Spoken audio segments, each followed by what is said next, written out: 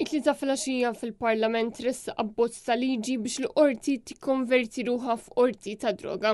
Abbozz ta' liġi li ġie ppubblikat inqas minn xahar ilu, propju fil-15 ta' Ottubru. Dan ifisser li l-Gvern qabad u għamel kollox bl-aġla.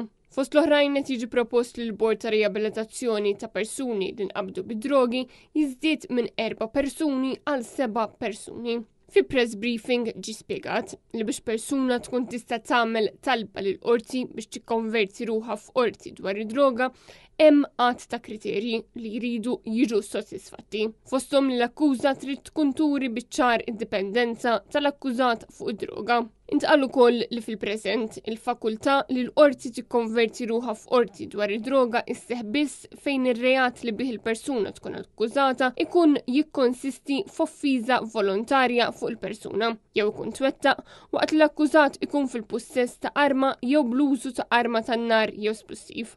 Madankollu mhux kull akkuża ta' reat gravi timmerita din l-esplużjoni u għalhekk il-qorti tista' tagħżel li xorta tikkonverti ruħha f'qorti dwar id-droga. Fid-dawl ta' dan kollu il-Partit Nazzjonalista qal li issa min jinqabad fil-possess ta' arma tan-nar se jkun jista' jibbenefika minn din il-proċedura speċjali u li dan huwa mod ieħor kif il-Gvern qed jiffaċilita l-kriminalità. Fi kliem sempliċi din hija loophole li se tiddaħħal fil-liġi. Dan l-abbozz ta' liġi li ġimresta jinkludu wkoll affarijiet li ma kinux diskussi qabel mal-stakeholders kollha, fosthom il-Caritas, l-Oasi u l-Fondazzjoni Rise. Il-Partit Nazzjonalista qal li l-messaġġ għandu jkun ċar li l-ebda persuna m'għandha ġor fuqha armi tan-nar jew xi esplussiv, speċjalment nies li jkunu dipendenti fuq id-droga.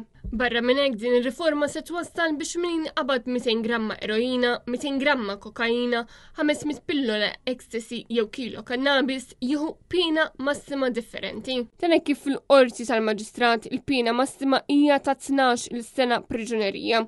Fil-waqt li quddiem il-qorti kriminali il-pina massima hija l-għomor.